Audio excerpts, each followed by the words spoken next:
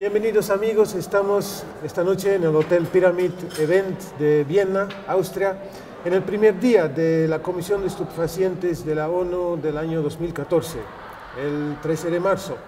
Y estamos con un representante de Bolivia, de la sociedad civil de Bolivia, un dirigente cocalero, un iniciador de la campaña Coca y Soberanía, un exministro de la hoja de coca de Bolivia, Dionisio Núñez. Dionisio, buenas noches. Buenas noches. Y queríamos saber de ti como el primero y el único, quiero decir, el único representante de los productores de plantas ilícitas fuera del mundo occidental, o sea, Sudamérica, África y Asia.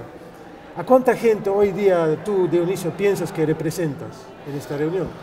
Bueno, yo soy creo que el único privilegiado, porque le decía que en este tipo de eventos donde los estados o los organismos internacionales debaten, evalúan o discuten las políticas que rigen sobre el tema de control de drogas, sobre las plantas declaradas ilícitas en las convenciones internacionales, donde deberían haber también voces de los agricultores, de los campesinos, de los pueblos indígenas que se dedican a cultivar la coca, como lo hacen en la región de los Andes, el cannabis en varias regiones del mundo, o la amapola en otras regiones, porque estas plantas maestras, de acuerdo, ¿no?, a la historia, de acuerdo a los estudios, se sabe que son plantas que siempre se han ido cultivando en estas culturas, en estas civilizaciones, pero hay una ausencia casi total, ¿no?, de las voces de los productores, de los agricultores, de las poblaciones indígenas y tal vez, ¿no?, mucho más de la sociedad civil.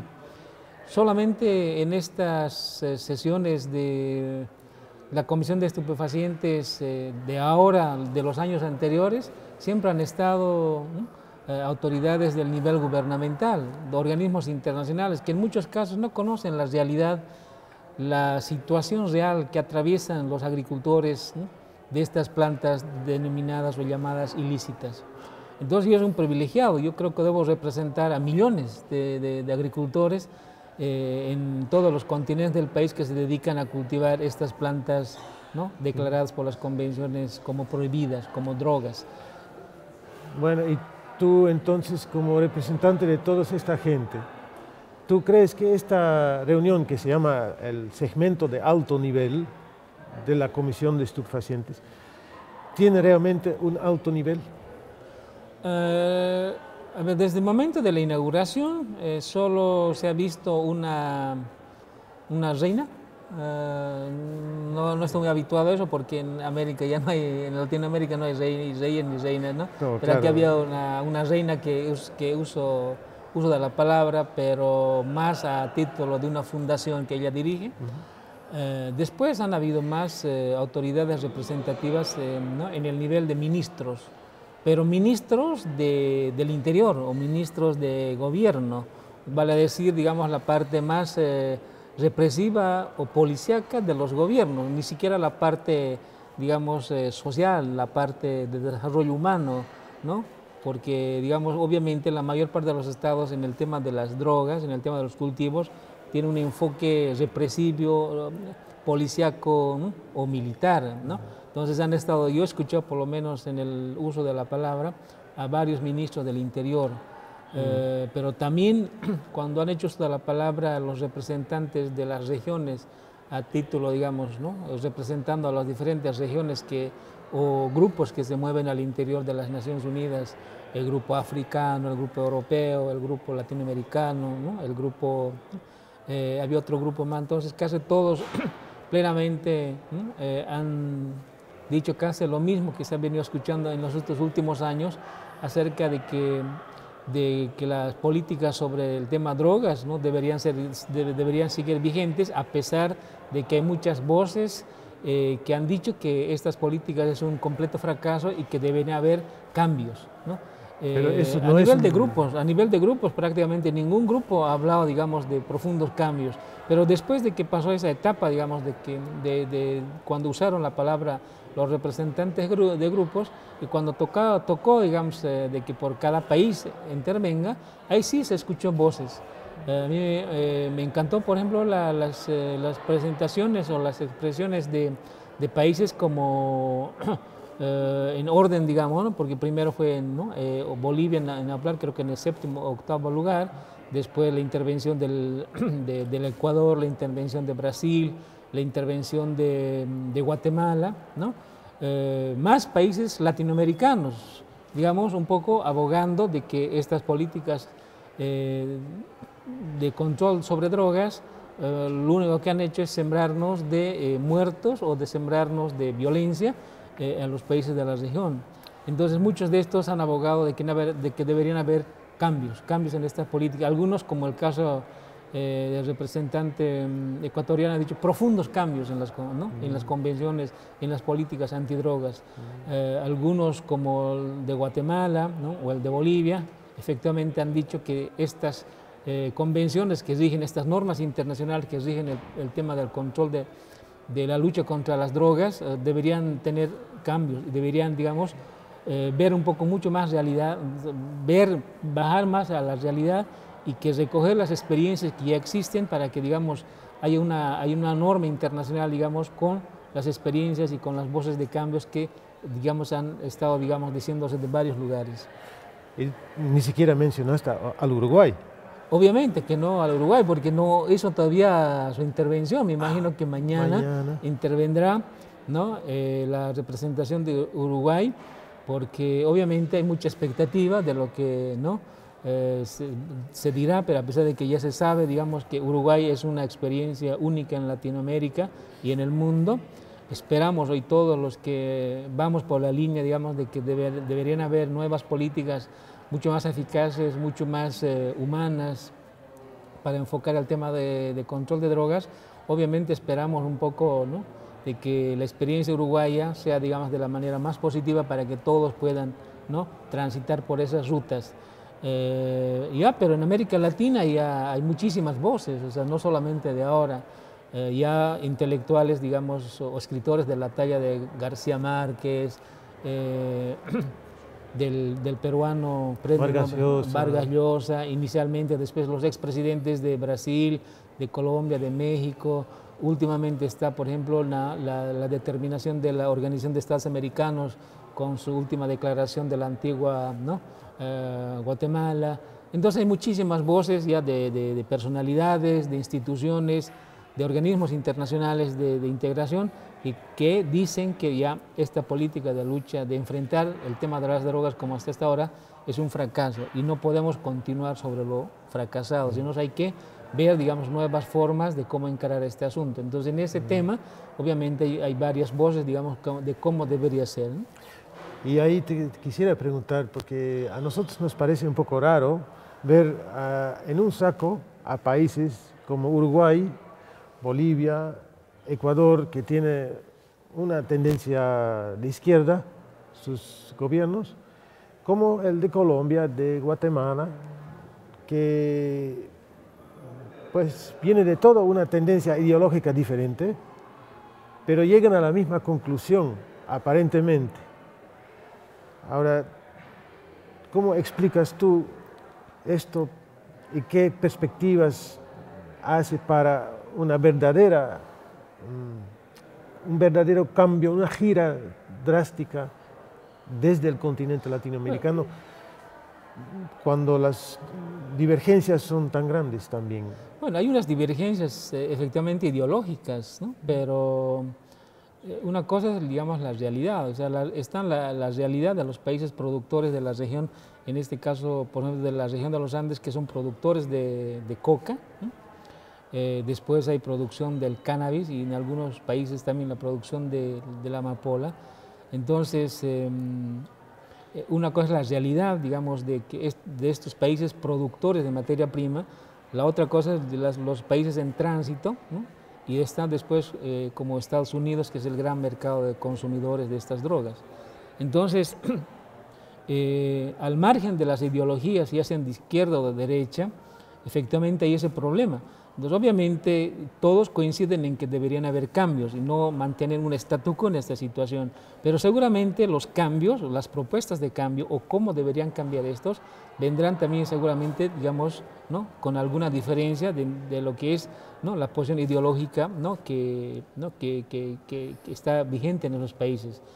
Por ejemplo, en el tema, nosotros, muchos a veces, el movimiento cocalero en Bolivia, hemos pensado que, digamos, el tema del cambio en las políticas antidroga, de la guerra, digamos, contra las drogas que han estado vigentes, que nos han dejado, como dicen, muertos, ¿no?, represión, violencia, debería ser una de las grandes banderas del movimiento popular, del movimiento, ¿no?, de izquierda en América Latina, pero varios países en América Latina que son de izquierda dicen, ¿no?, pero en materia de drogas eran los más represivos, eran los más conservadores, no querían cambios o no quieren cambios. Entonces, efectivamente hace falta un debate, ¿no?, y puede que, digamos, ahora con las líneas que ha fijado la Organización de Estados Americanos, se dé este debate y vengan, ¿no?, las propuestas de cómo deberíamos encarar. Obviamente ya hay experiencias iniciales, como el caso uruguayo en el tema del cannabis, en el caso boliviano en el tema de la hoja de coca, ¿no?, o otros países, digamos, de tránsito que están pidiendo una serie de reformas o cambios, como es México o como es Guatemala. Y también, digamos, es una cosa que no podemos dejar de pasar de lado y mencionar, por ejemplo, lo que está pasando en los Estados Unidos, porque Estados Unidos es el amigo o el guardián, digamos, de las convenciones o estas políticas, digamos, que no quieren que se cambie, pero al interior de los Estados Unidos varios estados están adoptando posiciones muy contrarias a lo que dicen, ¿no?, las convenciones internacionales, al legalizar, al organizar referéndums, al legalizar el uso de la marihuana para usos medicinales o para todo tipo de usos. Entonces, una cosa dice el presidente de los Estados Unidos, pero otra cosa dicen las poblaciones o los estados al interior de los Estados Unidos. Entonces, eso en un momento determinado tiene que manifestarse, porque no puede haber una doble moral, ¿no? O sea, estar defendiendo un statu quo en las políticas internacionales cuando al interior de su país, ¿no? A respecto de eso, te quería preguntar, si tú ves en la política de drogas o en el desarrollo de la política de drogas unos signos de que el mundo verdaderamente está cambiando en cuanto a dónde están los poderes y dónde están los países que siguen siempre los poderosos. Claro, hay efectivamente un cambio. O sea, mira, con usted nos conocemos años, desde cuando el movimiento cocalero, los dirigentes cocaleros llegaron por primera vez a Europa, allá por los años 90, 94, 95, no se escuchaba, o sea, no se daban los cambios. O sea, la coca era vista como si fuese directamente cocaína, ¿no? A pesar de que mucha gente aún lo siguen viendo, pero desde Bolivia se ha logrado proyectar una imagen de que efectivamente es de uso tradicional, de uso ancestral, ¿no?, y que hay otras formas, digamos, de controlar la no expansión de esos cultivos a través de mecanismos de participación social, de la sociedad civil, lo que nosotros en Bolivia llamamos el mecanismo de control social, ¿no? O sea, se puede, digamos, reducir, se puede contener cultivos concertando, dialogando, ¿no?, dando participación a la sociedad civil para que esas acciones de control no sean tan violentas ni represivas. Entonces, hay cambios, realmente muchísimas voces. Lo que sí nosotros pensamos es que estos cambios, o sea, estos cambios, estas propuestas de cambio, de la forma como queremos que se cambie, debería venir desde abajo, ¿no?, desde la sociedad civil, desde las organizaciones de los productores, de las organizaciones, que hay un comercio justo, que hay un intercambio justo, ¿no? Y no, digamos, nuevamente caigamos en que grandes corporaciones o grandes empresas, ¿no?, se aprovechan, digamos, de estos cambios que la gente está reclamando. Entonces, estamos muy esperanzados en que estos cambios se den y no tengamos, ¿no?, una política, digamos, de lucha contra el narcotráfico tan violento, ¿no?, sembrado, digamos, de muerte y terror por todo lado. Pero ahora, dos cosas. Tú ves que esta realidad se va a obtener pronto, porque yo sigo escuchando también noticias de represión, de erradicación en Bolivia, en Perú, en Colombia, sigue habiendo, aunque sus gobiernos pueden tener posiciones diferentes en las Naciones Unidas o en introducir el debate, pero sigue habiendo también sanciones, porque la guerra a las drogas sigue.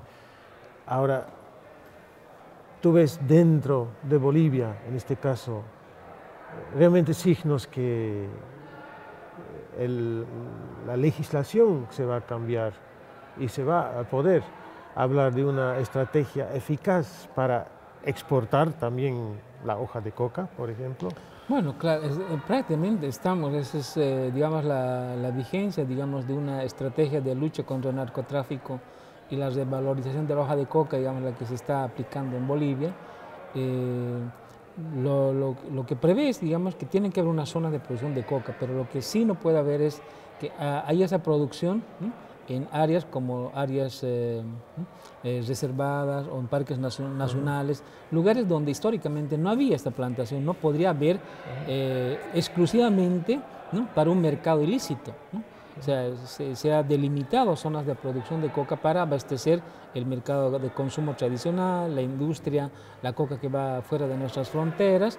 Entonces, lo que sí, digamos, hubo es un incidente efectivamente en el norte de La Paz, en una región que se llama Apolo, ¿no?, donde hubo un enfrentamiento con un saldo negativo de 4 muertos, pero no en el lado campesino, agricultor, sino en el lado de las fuerzas de erradicación de gobierno.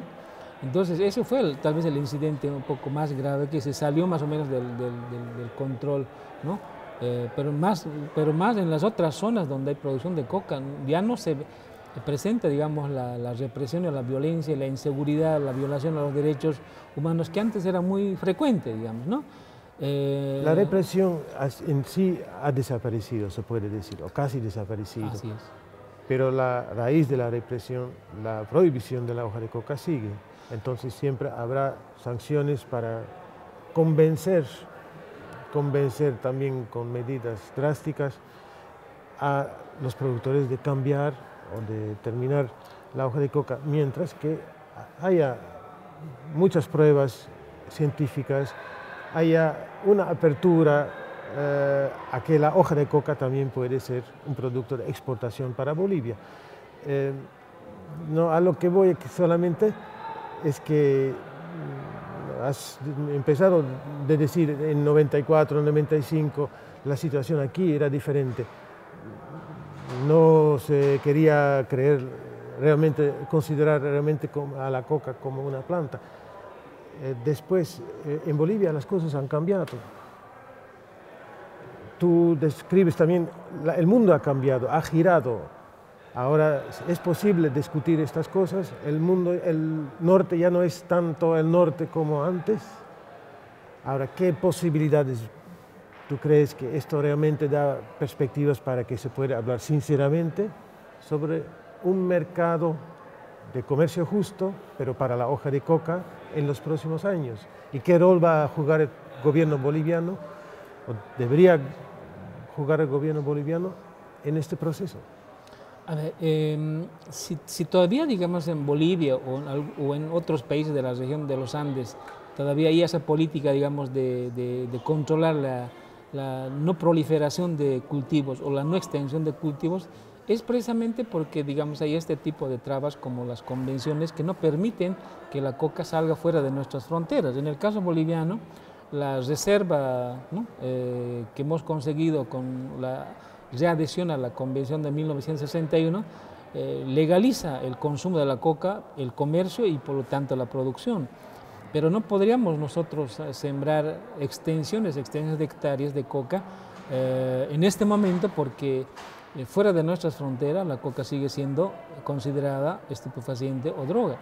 Pero si en caso de que, digamos, se diera un cambio global, hubiese una nueva reclasificación de la hoja de coca en las convenciones internacionales, nos permitiría llegar, ya sea con hoja de coca, a nuestro país vecino, que es la Argentina, donde se consume casi un 20, un 25% de la producción boliviana.